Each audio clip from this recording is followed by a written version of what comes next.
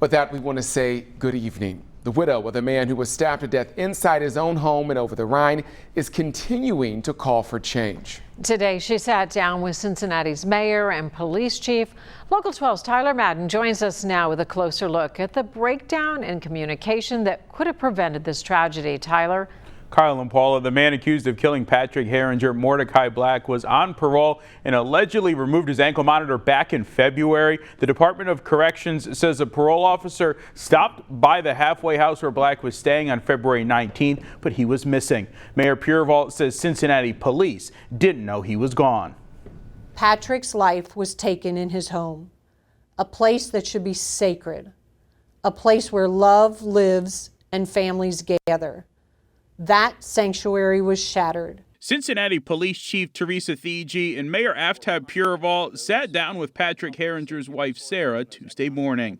Mayor Purevault says it's unacceptable that Cincinnati police weren't notified Mordecai Black was missing. The fact that he was able to commit this crime is deeply troubling. Although he served more than 9 years in prison, his actions clearly show he was not prepared to re-enter society. The Department of Corrections says a parole officer tried to locate Black and put out a warrant for his arrest. They say the case was then assigned to a multi-agency law enforcement task force.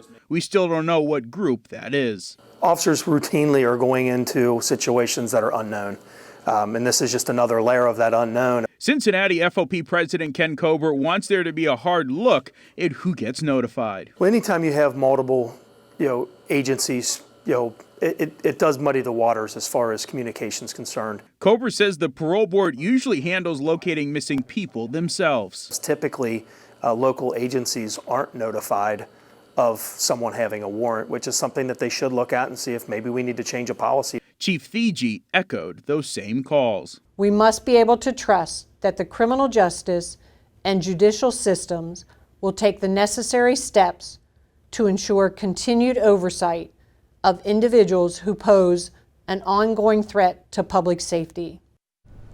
The Department of Corrections hasn't responded to our questions about why Cincinnati police weren't notified. They also haven't told us yet which agencies were informed. Paula.